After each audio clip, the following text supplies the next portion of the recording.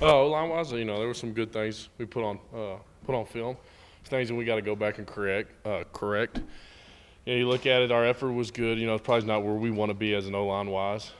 Still, we got to work on penalties. We had a couple up front that, it's just stupid penalties you can't have, that pushed us back. The only thing that's going to stop us are penalties. And you could see that going in the game. But overall, we saw good things. Like I said, there's a lot of things we do need to work on, though. You think that's just kind of, first game, just kind of getting in the rhythm, or what do you attribute that to? Yeah, you can say that. Just a little bit of jitters out there, but you still got to work on it. You still have to go out there with a mindset that this is a game. You got to bring it your all. Coach Kingsbury talks about a lack of a killer instinct. Coach Morris talked about that needs to be a player thing. So, who amongst you guys do you expect to step up and talk with the non-killer instinct guys? Yeah, it's just us leaders. We'll bring it every day in practice. What you do out in practice is going to have to transition out on Saturdays, and we'll bring it. This is the first game, and it's something that us as a team and us leaders that we're going to have to work on to get this season going. And then even during the game itself? Yeah, exactly. What did you think of Pat's performance? He did good. He came out there and, did things that, Pat does, which is, being a good quarterback. Are you happy to have him as a starter?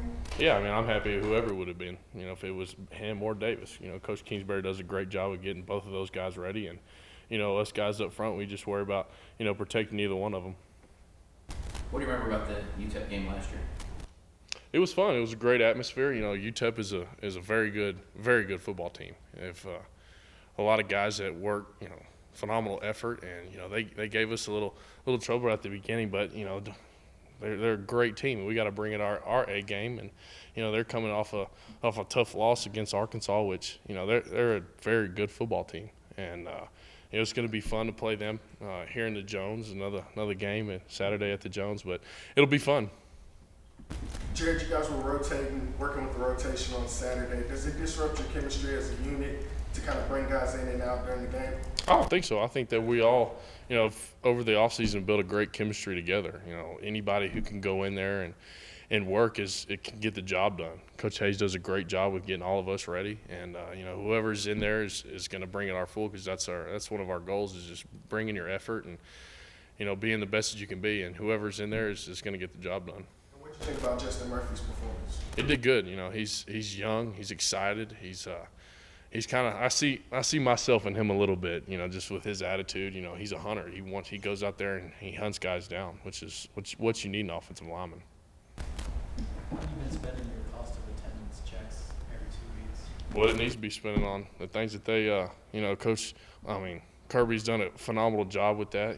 We really appreciate what he's done for all of us, and it really helps those guys that aren't that lucky to have the money that they do. And thank you for the NCAA for really helping us out, and put it towards good stuff. Questions, guys?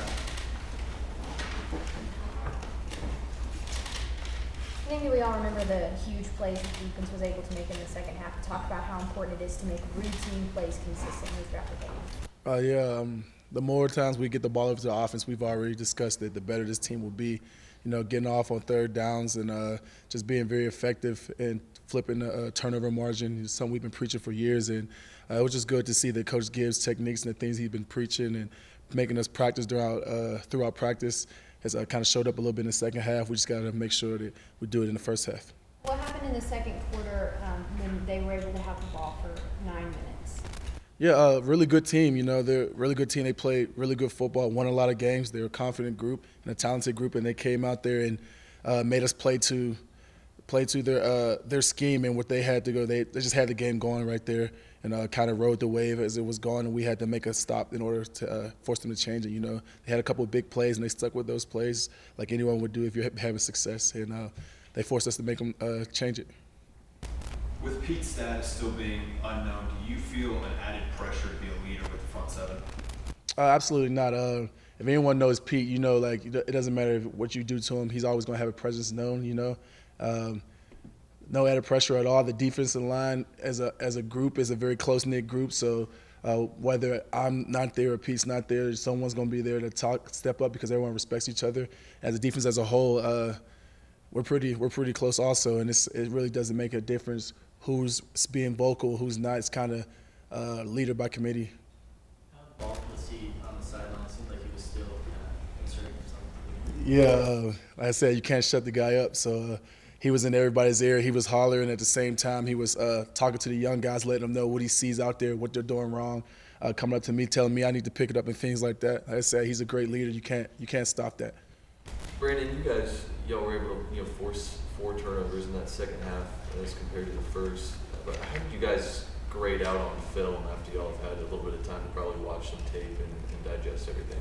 Yeah, it's never as good as it seems or as bad as it seems. And second half we were able to get some turnovers. I feel like the game kind of slowed down for some of the younger guys who were just getting their feet wet. All the fans screaming and hollering had them a little giddy and excited. And second half we were able to get straight to football. And as far as grade-wise, we grade each other critically. And we probably grade ourselves a little harder than most people would have. But when your expectations are high, you have to never let yourself get too high on yourself. Do you feel like first half was just a little bit of nerves and jitters a little bit, and then finally that second half was – Coach Gibbs said you guys didn't make that many adjustments. It was just kind of the same, but y'all just seemed to be making the plays.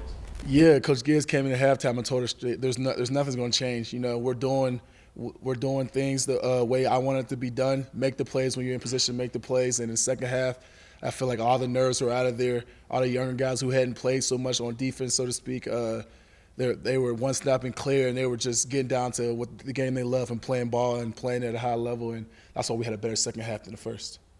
From what you remember last year from Aaron Jones, the UTEP running back, what did he do that was so hard to defend? He's not that big a guy, but really can run the ball well and catch out of the backfield.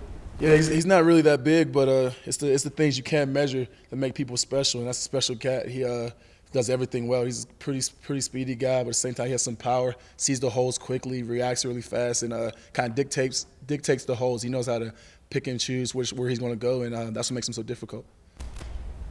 Brandon, how did you guys evaluate the missed tackles from Saturday? No, we kind of hard each other about that. Pick your head up, see what you hit, things like that. A lot of it you take good and bad from it. We were happy the guys were shooting the gun, but at the same time you got, like Coach Gibbs always preach, see what you hit. Don't go out there just diving around and things like that. So I'm sure we'll get out there on the practice field and have a few more tackling circuits, but nothing too major to focus on with that. As long as guys continue to rally around the ball and make people stutter their feet, there'll be a second man around there who can make the tackle if you miss the first one. Do you